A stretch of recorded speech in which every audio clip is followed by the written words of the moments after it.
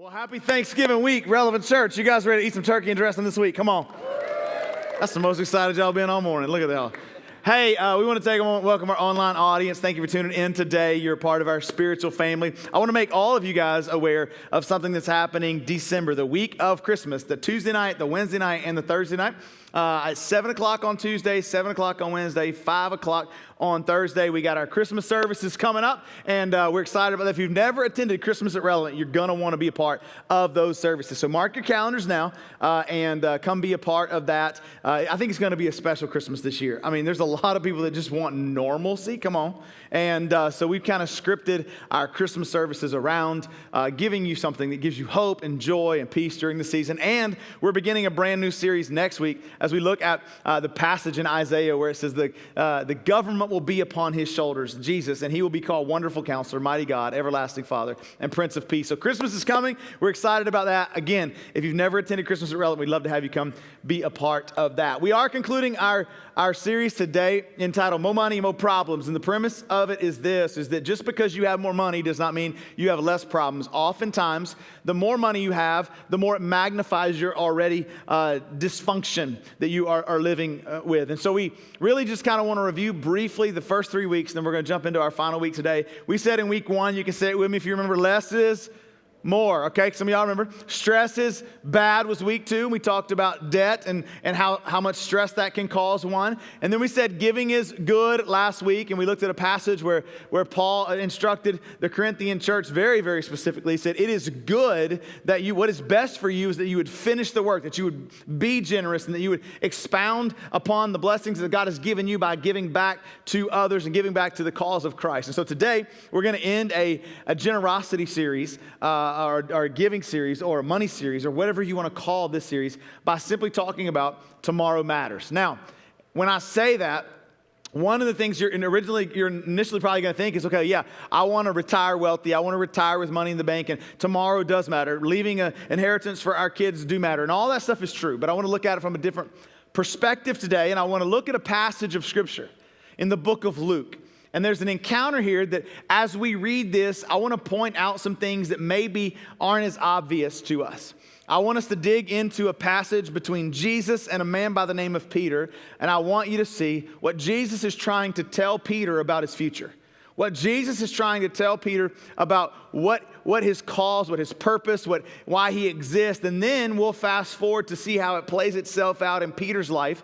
And then we'll parallel our lives accordingly, okay? So here we go. Luke chapter number 5. We're going to read 11 verses, so stay with me. If you get bored easy, somebody tap him on the shoulder, all right? He was at the water's edge, and he saw 2 boats, Jesus did. And they were left by fishermen who were washing their nets. Now, they were fishermen. These would later become the disciples, some of them. And they had been out fishing all night long, and they were washing their nets. And we're going to find that they had left their boats. They were likely in the sea, washing their nets, just cleaning them off, getting ready to either go home and rest and only come back and do it again the next day, because that was their profession. That was their line of work. And it says Jesus got into one of the boats belonging to Simon. Now, let's just pause for a second. He didn't even ask. All right? Now, any of you own a boat in here, you know how people are about the boats. And you don't just get in a man's boat. And Jesus just gets in Simon's boat, who would, we know, later become called Peter. It says, and ask him to put out a little bit from shore. Then he sat down and taught the people from the boat. Let's pause right here. In that day, what happens is crowds of people are beginning to surround Jesus. We don't know if it's hundreds, possibly even thousands. And we have a first-class sound system here, and people can hear, and I don't have to scream. But what would happen in that day is it would get to the point where it got 8 or 10 or 12 layers deep, and the teachers or whoever was teaching at that time couldn't scream loud enough to be heard. And so what they would do is set up a natural amphitheater. And when they would either go into a valley and use a mountain as a backdrop so that they could hear the resounding sound, or they would get out on a lake and have the crowds on the shore so it would carry across the lake and people could hear. So Jesus sees there's crowds of people now, and I can't even say to all the people and them hear me. So what I want to do is I'm going to get in this guy's boat, and I'm just going to ask him to push out a little bit so I can speak to all the people in this natural amphitheater type setting. It says, when he finished speaking, he said to Simon, put out into deep water and let down the nets for a catch. Now, this is interesting because Jesus, oftentimes, God will come to us and he will say specifically, I'm challenging you to do this. I'm asking you to do this. In this series, we talk about generosity, and I believe it's a commission of Christ for us to be generous. And sometimes that's hard to be obedient to those things, especially when we look at our life and we say, yeah, but things have happened. Yeah, but you don't understand. Simon does the exact same thing right here. He says this. He says, Simon answered him, Master, notice the language here, Master, because he's going to shift that language here in a moment.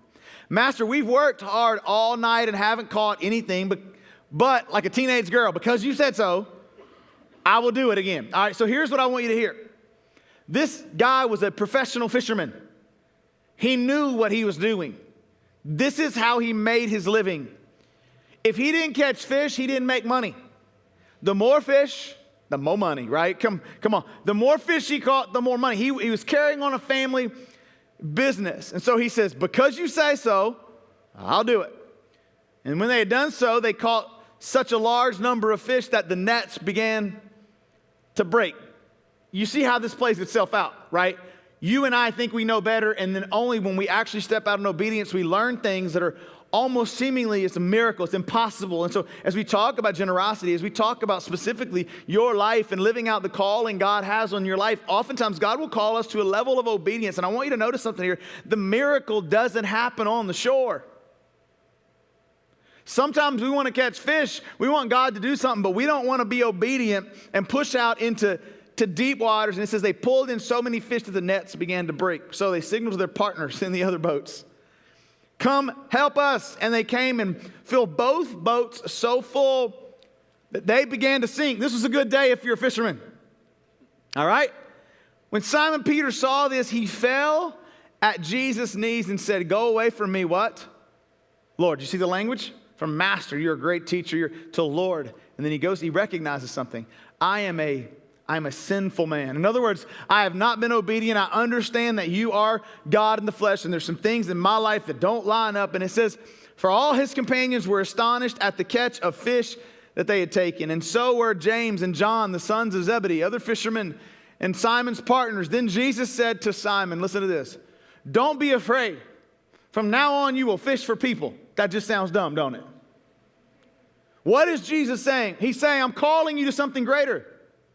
See, you look at this and you go, wow, this is a miracle of God. Look at all these, look at all this money. Look at all this stuff. This is going to be a big payday. And he goes, yeah, but you think that's good. I've got something bigger for you. Something that your tomorrow will play itself out and look substantially different than you think it will if you'll be obedient to what I'm calling you to do. So they pull their boats up on shore. Listen, they left everything and followed him. No, wait a second. The fish too? Yeah. The fish too. Like they left their boats, they left their business, they left their nets, they left all the money. That was a payday, y'all. That was a couple weeks worth of pay. That was a lot of fish. You see, before Jesus shows up on the scene, the biggest problem they have is empty nets. Once Jesus shows up on the scene, the biggest problem they have is sinking boats. That's a big difference. I mean, they caught so many fish, they had to rescue the boats off the water. This was the biggest payday in their history. I want you to finish this statement with me. People used to tell me as a kid this all the time, and now I find myself saying it to my kids. It says, if I had known then what I know, yeah, wouldn't you change some things?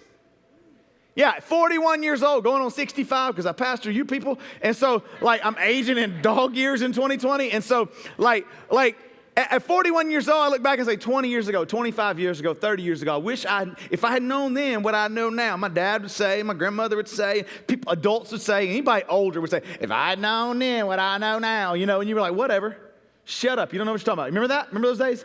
And then you find yourself looking at your kids going, oh boy, if you only knew what I knew now, I just wish I'd have known it then, right? What if maturity is actually knowing what is worth it and knowing that some things are worth less? Let that sink in on a spiritual level. What if maturity is growing up and going, yeah, holding a grudge, that wasn't worth it. I mean, I want to live a life of worth. I want to live a life that matters. I want to live a life beyond me, don't you? So what is it that you value most in life? Answer this question. What is it that you value most? And the book that we gave you guys at the beginning of the series is what I want you to do is understand, like, what I value then yields how I live my life, how I give my life, not just my money, everything. And so at 15, I wish I would have known, or 12, I wish I would have known. It wasn't a big, like, holding a grudge, that was stupid. Because then we grow up to be grudge-holding adults, don't we? I wish I had known that, like, as a teenager and as a young adult, like, it wasn't worth it to try to control the situation or to try to control people. You know what I really wish I'd learned long before I was like 35? Even today, I'm still trying to. It's like I don't give advice to people. Other than what you come in here, you're a captive audience on Sunday morning. You can leave at any time. You come in here because you want to grow. You want to, be, told, what is God's best for my life? How can I grow? How can I take next steps? But most of the time when people say, Pastor Carl, I want to meet with you. You know what that means? I want you to validate my dysfunction. That's what it means. 9 times out of 10, when I get together face to face, don't get mad at me because you might be the 1 out of 10, okay? So 9 times out of 10, they'll say, well, I was thinking, and this is what I was thinking, and I'll go, whoa, wait a second. Here's what I think you need to look at, and they go, well, you just, and then they're mad, and then they'll show up. I just quit giving advice, and it used to frustrate me. So you know what I did? I said, I don't even meet with people like that. I don't meet people anymore, because all I do is tick people off when I meet with them, right? That's why I don't do marriage counseling, because I'm bad at it. I'm just like, stop it. You stop this, and you stop this, and y'all go fix this, and it'll be good. And they're like, but I can't stop. But you need to stop. And so people get mad because I wish I'd have known that, like, at 28 years old, I can't give enough advice to change people. I wish I'd have known early in life that I was spending time having worthless efforts to be seen or to be noticed. Come on. You know we do some dumb stuff for the approval of people, don't we? Like, how many photos and selfies and pictures and outfits and stories do we have to tell just to get double taps and likes? And look, I don't care what you had for dinner, although that would be a very nice post in 2020, right?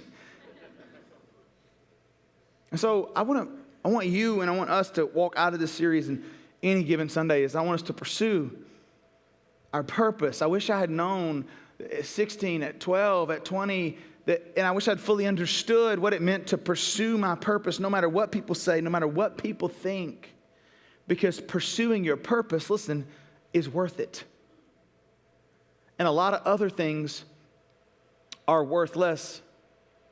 So Simon Peter comes to terms with his own personal self-worth here. He is now faced with his vocation versus his calling. He is a fisherman, and he has got value in his boat. The greatest catch he's ever had, likely. More money, more opportunity. I mean, hundreds, thousands of people are watching going, that's the best fisherman. It was this big, right? Like my fish, my net, it was huge. Like people are going to remember, if I want to buy fish, if I want to, that's the man here's an opportunity. His business is now multiplied, and now he's faced with Jesus saying, leave it all and follow me. You know, Jesus and Simon Peter had already met one time. Jesus had actually come into Peter's house, and he healed his mother-in-law. Many scholars believe that that's why Peter later denied Jesus 3 times. So, totally kidding. For some of y'all are like, oh, that was bad. Just totally kidding. So there's the second wave. You hear it? They're like, oh, I got it. Here's the thing. Peter he wasn't committed. He wasn't expecting this encounter with Jesus. And crowds have gathered around on the shore. And the miracle doesn't happen amidst the crowds. It doesn't happen amidst the crowds. It happens when we push away. You know, many people come to church and are a part of a crowd. Few people step into their calling. Few people actually step out and say, you know what, I'm going to push away and learn who this person Jesus is. It's one thing to come to church. It's another thing to give Jesus my boat and let him speak from my situation. You hear me? It's one thing to show up at church. It's one thing to say, my life is revolved around Jesus and I'm going to let him have everything, my boat, my house, my car, my everything, my relationships, and I'm going to let him speak life from the middle of my circumstance. Now, here's what I need.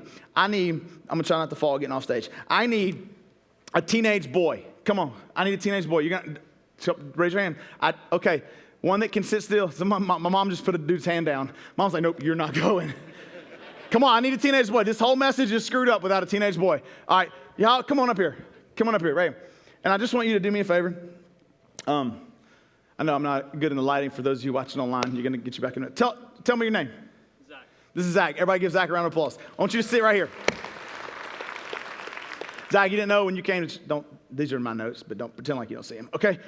So you didn't know when you came to church today you were going to be part of the message, right? So I want you to imagine for a second, how old are you? 19. 19, okay. So reason I call a teenage boy up here is because I remember being a teenager, and I was 17 years old when I actually committed my life to Christ. Like at 11, I prayed a prayer, and I started this whole journey trying to figure out who God was. But at 17 is when I went all in and said, God, I'll leave my life behind. Like everything is yours. Do you have a lot of money? No, sir. No, sir, okay. How much money do you have? The answer's not on the screen. I couldn't tell you. So you don't know how much money you have. Somebody's like, he's like $12. No, so do you pay your own bills? No, sir. No, sir, okay. You don't have to call me sir, by the way. That made me feel really old. So here's what I want to do today. I want to give you a message or teaching that one day you're going to thank me for. And hopefully as you and I talk, I'll do more of the talking. So, but as everybody here can go, oh, I wish I had known then what I know now. To call a 65-year-old up here, you're like, okay, I'm retired already. It's like, so we're gonna start with you and let everybody else learn. So I'm hoping one day that you're gonna make your own money. Like you might probably make some money now, but that you'll have your own apartment or your own house, right? Hopefully you'll buy a house one day. You own a house? No, okay. And hopefully you'll start doing something at that point. You'll buy, you'll invest, you'll do different things, and you'll start building. I want you to look at the screen, something called assets. So assets, this is like, we're going to look at a balance sheet today, and kind of not really a full balance sheet, but I'm just going to give you some snapshots. So let me explain what assets are. So this is probably, if you'll do what I'm telling you to do by the end of the day today, if you'll just, at the end, I'll share something with you. By the time you're 65-ish, 69, because I calculated on a 15-year-old, but you're 19, so you got to wait till you're 69. You have like $40,000 in the bank just by doing one simple thing that I'm going to tell you today. So ideally, here's what an asset is. An asset is where I take and I begin to accumulate stuff. So if I buy a car, I now own the car. If I pay cash for the car, it's an asset. Now, it's a depreciating asset, which literally means whatever I pay for it over time, it's going to depreciate unless you get one of the fancy things that I can't afford, okay? So it goes down over time. This is why we don't, my family, and I would encourage you, this is why we don't buy new cars. Because if I buy a $50,000 new car, within 2 years, it's now like $30,000. It's like it depreciates the most over the first 2 years. So I buy a car, if I pay cash, it's an asset, okay? If I buy a house would be an appreciating asset. And so what that means is if I pay $200,000 for a house, and at 6% on average, that real estate investment grows annually. Now, in 5 years, you do the math, it's $230,000, $240,000 home. That's why you see we want to invest our money in appreciating assets. So assets are the sum total of everything that you own. Now, here's the dilemma. There's a difference between people who have a lot of assets and people who don't have many assets. And some of you will understand this. And that is the difference for somebody who has a lot of assets would be known as prosperous or wealthy. People who have very few assets are what we know as in poverty or poor. Now, this is not spiritually speaking. This is just financially speaking. And those that don't do well accumulating assets and then do something I'm about to show you in a minute, if you're not careful, you're 19, at 29, if you don't get this right, you'll be moving back in with mama for an extended stay, right? And so then there's a second column, and I'm going to show you how this plays itself out. You have the second column is what we know as liabilities. Anybody in the house got some liabilities? Come on. Don't point, all right? And so, not a person, all right? So this is where people who can't afford things or can't afford to buy them now will get these things called credit cards. Yeah, and so, and loans, and Yeah. So, and then they can't, they say, well, I want these shoes or I want this card, so I'm going to get the loan or I'm going to go swipe this card. And so they accumulate a lot of liabilities. And here's the problem. They'll accumulate liabilities that far exceed their assets. Anybody here? Don't raise your hand, right? So I work my life to build these assets, but then I go into debt for these liabilities. And so now I have more liabilities than I do assets. That's the new American way, apparently. Okay? We're not going to do that. Okay? So if we want shoes or we want a car, this is my message to you, we're going to pay cash for it so that we have assets and no liability. So if I have a $20,000 car and I get it and I take a loan out, but now in 3 years, if it's only worth 12 and I still owe 15, you see the problem here, okay? So then there's a third column. I didn't put this on the screen, but if I take my assets and my liabilities, and I take my assets and I subtract my liabilities, I have a third column, and we know that in America, is called our net worth. Now, here's the problem that I have. There's a sickness here. And I understand it's just a word, but this is the sickness of the American dream, is that I'm worth what I have in my net worth column. Hear me out. You and I are worth a whole lot more than zeros behind our name. What I am worth cannot be summed up in a number. So assets, liabilities, because if that were the case, some of y'all got a negative net worth, right? And that's how we find value oftentimes. And so Peter's been out all night fishing and he caught nothing, and you can imagine he's like, well, this is terrible. And then here come the crowds, and here come Jesus, and he's just cleaning his nets because he's supposed to be a professional fisherman. He's supposed to have this together, and it's not going so well. Now, there's got to be something in our life that's more valuable than money, than zeros. You can't put a number on joy, can you? You can't put a number on peace, character, integrity, deep, authentic relationships. There's no zero that makes that or breaks that. Now, there's something true, though. I know you say you don't pay all the bills and stuff, but you can't pay the light bill with joy, though, right? Some of y'all are like, okay, I get it now. So you can't bless other people. Look how joyful I am. No, like to bless. Sometimes God gives us. That's why He entrusts us with assets. See, we mistake the fact that sometimes God gives us something for our own benefit. But He entrusts us because He owns it all. And as believers, we believe that He owns it all. And so therefore, whatever God gives me is not mine. I'm just a manager of it.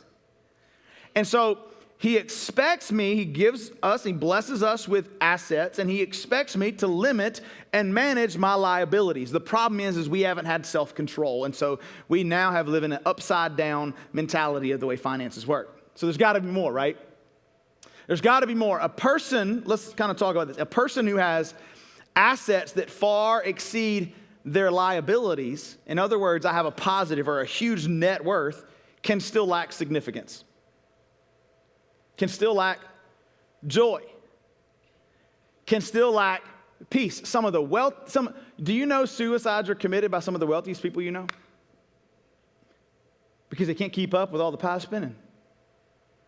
Because they got all these business endeavors and they got all these things, and it appears like they got this positive net worth, but they don't even know their own value. There's a story in the Bible where a rich man comes to Jesus, and he's been accumulating all these assets, so much so that he wants bigger barns. Why? And Jesus has some instruction for him. Your value is not found in what you have. So if you're going to determine, and I'm going to determine our real net worth, then we need a third column, and I don't want to call it net worth. So here's what I want to call it, and I want us to grasp today. You have assets, you have liabilities, and then if you're going to make a difference, you best have a cause. You have to have a cause. And so Peter's fishing in the boat and catches nothing. He's got a job. He's got assets. It's a family business. He's building it. And Jesus shows up, and here's what I believe. I don't think God minds blessing His people. But I also understand that the blessings of God are not about me and you. It's about something bigger. So Jesus shows up and blesses Peter. Do you understand those fish were in that water before Jesus showed up because Jesus stocks the pond, right? It's not like Jesus just showed up and was like, let me put some fish in there and now throw your net over. It was already there. And there's a message here is that everything we have rises and falls on the God of the universe. Before you were, he was. Before I was, he was. Before the creations of the world, he was there. He was in the beginning. He stocked the pond. He owns the pond. But you know what we tend to do? We tend to go chasing all the things that God's created rather than chasing Creator God. And so, you know the nicest nets in the world are useless if you don't know what water to throw them into. So, since we're talking about net worth, I brought a net. Because we're talking about net worth. You get it? Okay, just making sure. And so what happens is I'm going to get all tangled up in this because I'm not a fisherman. We spend our life chasing bigger and better nets to get more stuff, be more successful, to do more things. And here's the thing. We're fishing for things that really can't be found in the calls column. We're fishing for assets. We're fishing for net worth. And so my question to all of us, and for those of you watching online today, is this: do you have a cause? Because American culture teaches you asset, liabilities, net worth. Asset, liabilities, net worth. Build your house, build your family, build. And we're missing something in that. It's like, why? What really matters to you and I is not our net worth. I'm not against building wealth. I think you ought to build wealth and pass it down, but I think you ought to do it the way we've been teaching in the series. And so there's a point in our life when you come to where you've accumulated more assets, more assets, more assets, more assets, and you don't have a cause. Your life hits a crossroads. This is why so many men face midlife crisis. Because they've been chasing the wrong cause. That's why 45-year-old men go find them a 30-year-old woman because they're unhappy and they got all these other things. They've been chasing the wrong cause. It's just too hard. Do we need to go back to children's church kind of teaching? Because this is heavy, isn't it? We get to our midlife and we go, okay, we did all this, and then what do we have to show for it? Because we don't have a cause. And so Peter is now faced with a decision. Am I going to leave everything I've worked my whole life for because I've been building? And here's the thing, Peter's still young. I mean, he's not like 45. He's like a teenager, but he's already at 12 years old, began to work for 4 or 5 years. It's a family business. He's carrying it on. Am I going to leave all that my family and I've worked for a greater cause? You know, there's been times where I've had to walk out on the stage and my asset column wasn't real high. Maybe not this stage, but when I was younger especially. I didn't have many assets, but I had a lot of liabilities. You know what kept me going? My cause. You know what kept me preaching and fighting and staying true to the things that I believe is there was a cause greater than my net worth column. Because there were times in my life I had a negative net worth.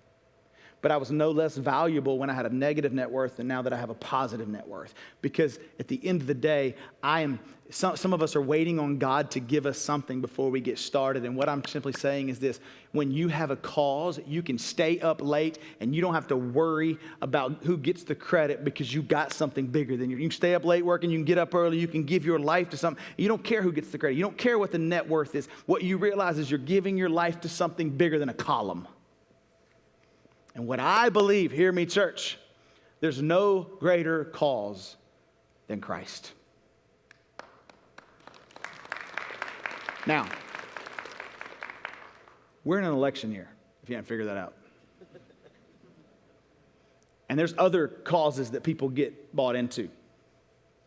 Political clauses, you know.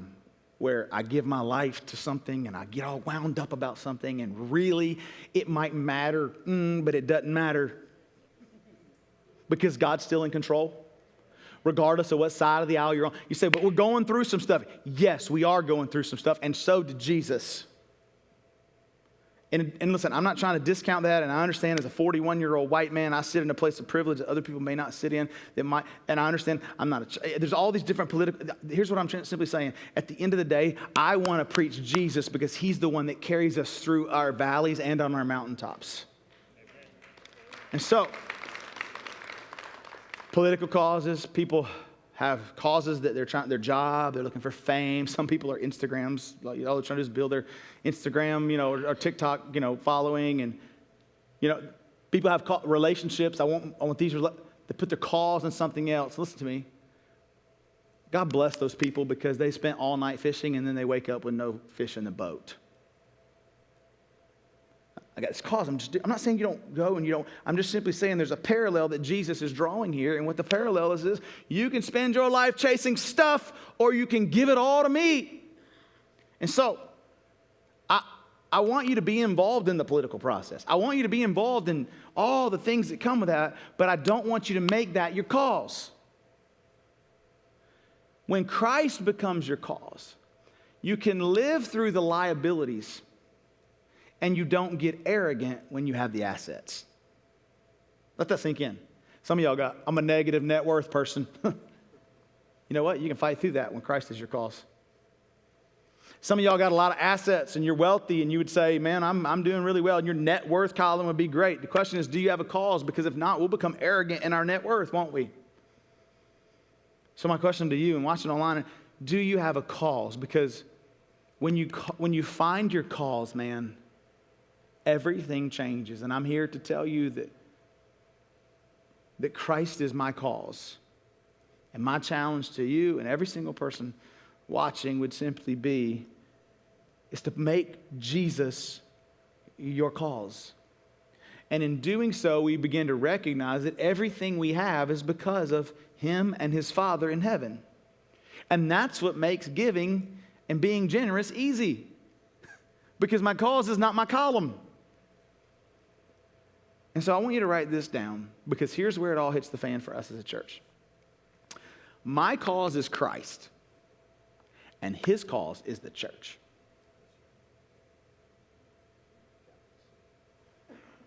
You hear this? How do I do it? Jesus came, and He lived, and He died, and when He left, guess who? Peter! In charge. Peter denied Him. Peter was freaked out. There's all these different things. Peter was a mess, but he had a cause. Peter stood up on the day of Pentecost in Acts chapter 2 after Jesus they're like, what are we going to do? How are we going to do this without Jesus? He said, I will build my church and the gates of hell will not stand against it. And listen to me, I understand even as we speak because of recent circumstances. If you don't know what I'm talking about, it's all over. As I see, there's some churches in America, and the church in America has a black eye because of some bad decisions people have made. But Jesus don't have a black eye. And as tainted and as ugly as we as humans are, and we try, Jesus still says, the church is the vehicle that I've established to change the world. And so he says, Peter stands up on the day of Pentecost and preaches a message because he's like, okay, Jesus left us. He told us the Holy Spirit was coming to give us direction, and this is what just happened. And 3,000 men, and then plus women and children, came to know Christ and were baptized that day. And you know what started that day? The church of Christ was born. And you and I are here today because one man left his net worth for a cause. And Jesus used that man to give me hope, to give you hope, to restore your life back to Him, to find hope in Him that your marriage may be restored and you may change your generational tree, because one man left his boats and his fish on the shore and said, it is nothing compared to the cause of Christ. He stood up, and we're here today. The church of Jesus Christ was born on the day of Pentecost some 2,000 years ago, not as a building, not as a monument, but as a movement that would outlive every democracy or every country or every political agenda. And now I believe if we'll rise up in the end of 2020 when the things are chaotic and say, yes, there's a pandemic in our culture, but there's another pandemic brewing. It's a pandemic of mental health crisis. And we'll say, we as a church bring hope. That's where the hope is found. We got young adults walking away from their faith because they don't know. They get to college and they've been in a church and they're like, oh, I didn't face this in reality. And they go to college and they walk away from their faith. That's why we start a college. Not because we needed college. I hated college. But I want them to have a foundation knowing that the church is where I find my hope because that's who Jesus died for. You say, but Jesus died for people. Yes. But he uses the church to change the world. In fact, he tells Ephesians, he says, husbands, lay down your wife. Lay down your life for your wife. That's February, just saying. Yeah, that one's going on YouTube, isn't it? Go ahead. Yeah, 7. We need something to go viral. And so here's the thing. Lay down your life for your wife as Christ laid down his life for the church. Yeah. And so Peter couldn't believe Jesus could use someone like him, though. I mean, this brother couldn't catch a fish.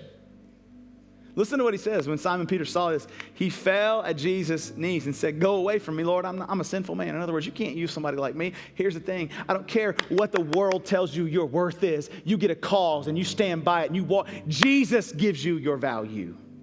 You know how I know? Because value is proven by investment. I can tell how much you value by what you put your money. And so, Jesus gave what? His life for you. So what he's telling Peter is, what are you willing to walk away from so that you can hold something else in your other hand? Because remember we started the series, Ecclesiastes says, better is one handful with tranquility than 2 hands full chasing after the wind. Peter's got 2 hands full. And he says, what are you willing to walk away from and have a free hand? Your shoes, your car, your stuff, whatever.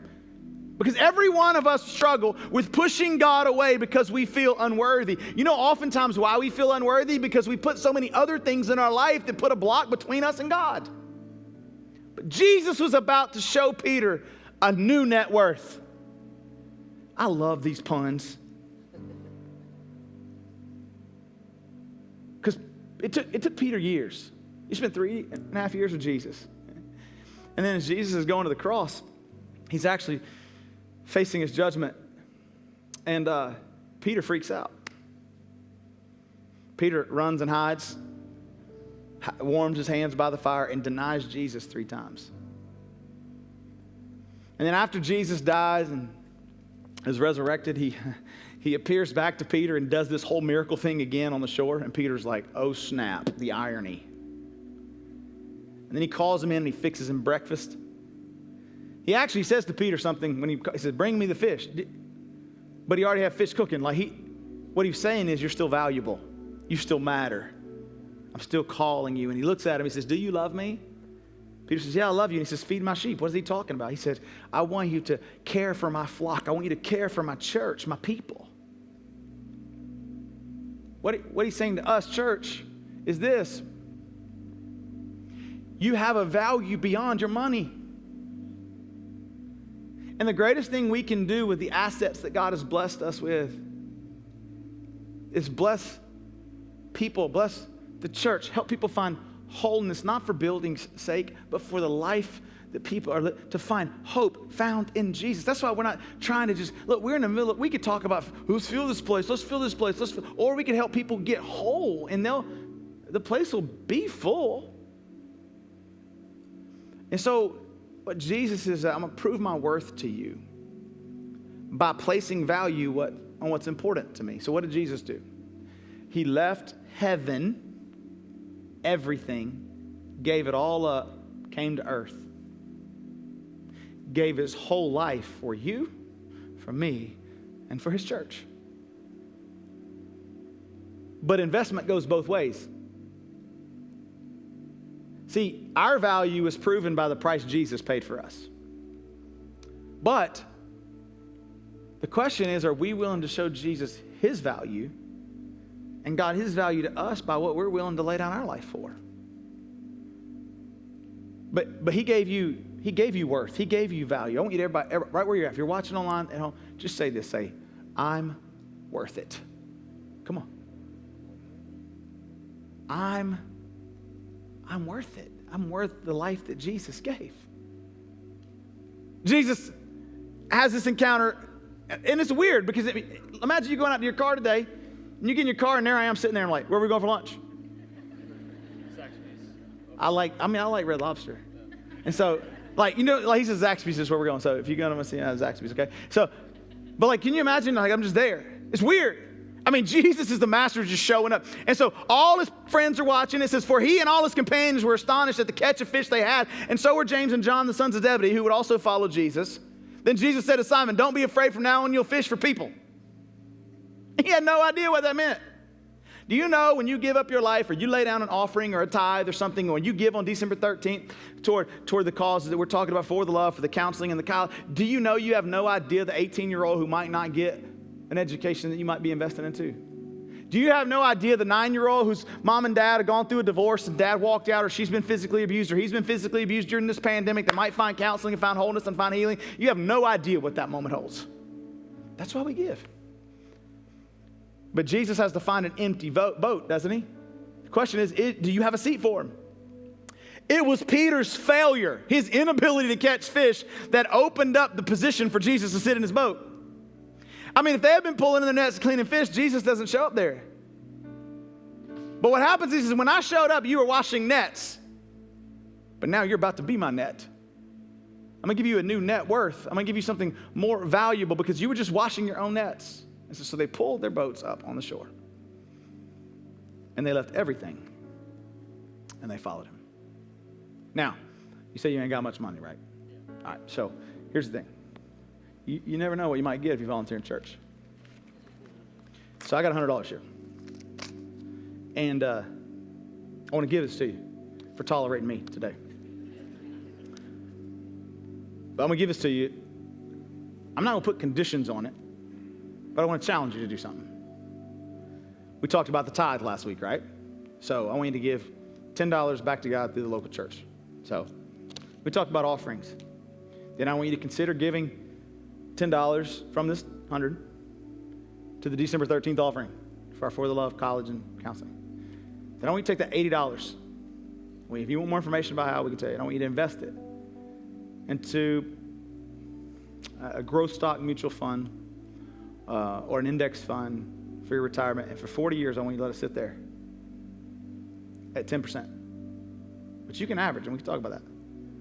And watch yourself walk away with 40 grand from sitting on stage at a church service and going, now what you do with it, I'll never know. But I want to give this to you, and you can buy everybody's Zaxby's. I don't care. I'm just challenging you with the process. Would you give them a round of applause? Thank you so much. You can go back.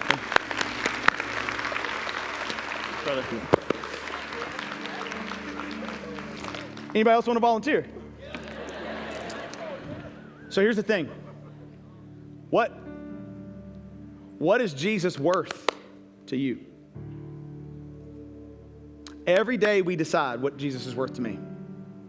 Peter has a full net, and he leaves it. So the question is, would I rather have a net full of fish that I can't keep, or would I rather have a cause that can't be taken away? I don't just have a cause, though. I am the cause.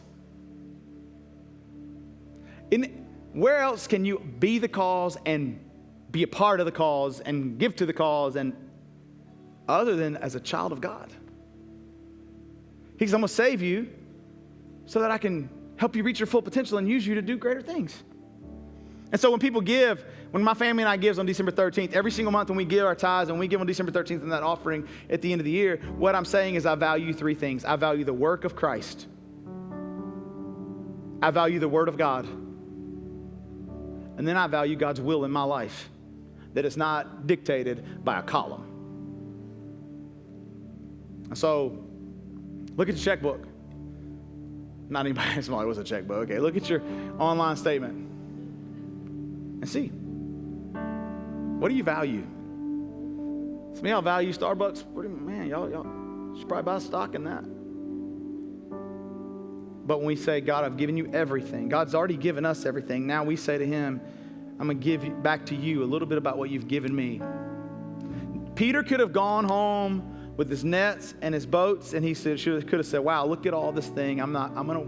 But he didn't. He went home with a cause instead. And so when I give and when you give and we're generous, we tell God how much he is worth in our lives. That's why I don't believe God looks at the amount. I believe he looks at the heart. That's why I talk about percentage giving. I think that's important. But you know what we do? We tell God his worth-ship. It's easy to come here and sing a song and clap and worship, but what is worship is when we tell God your worth-ship. And what we do is, how do we tell God his worth-ship? Is we give him our life, everything, for the cause of Christ. So listen, no matter what you've been through, no matter what your life holds, no matter what your asset column or liabilities column or net worth column looks like, you are valuable in the eyes of God. And he has a plan, a purpose, and a cause beyond what you experience or what you feel right now. Would you close your eyes with me? You say, Carl, I'm here today. We're going to sing a song and close our time together here in a moment. But you say, Carl, I'm not a follower of Jesus. I am one ready to leave my life and follow him. I want to be a follower of Jesus, what we know as a Christian, one who leaves their past, their sin, all those things behind and says, God, I want you to forgive me of my sins, be Lord of my life, and I want to serve you from this day forward. You're here today or you're watching online and you would say, Carl, I want to make Jesus the center of my life. When I say 3, would you lift your hands all across this place and even where you're at home right now? Come on, 1, 2, 3, lift them up. I'm not going to call you out and embarrass you. I see your hand. Come on. Yeah, wow. Yeah. If you lifted your hand right where you're at home or in this room, would you simply say, Dear God, I come to you right now. And I ask that you would forgive me of my sins. I believe Jesus paid the penalty for my sins by dying on a cross, a death that I should have died, being put in a tomb and being resurrected, that he was sinless but took on my sin. I receive your forgiveness today. I ask that you would be Lord of my life, that you would help me to turn towards you from this day forward and away from my old life. It's in Jesus' name we pray, and everybody said, amen. Come on, church, would you stand to your feet, put your hands together for every single person who just lifted their hand. We're going to sing a song.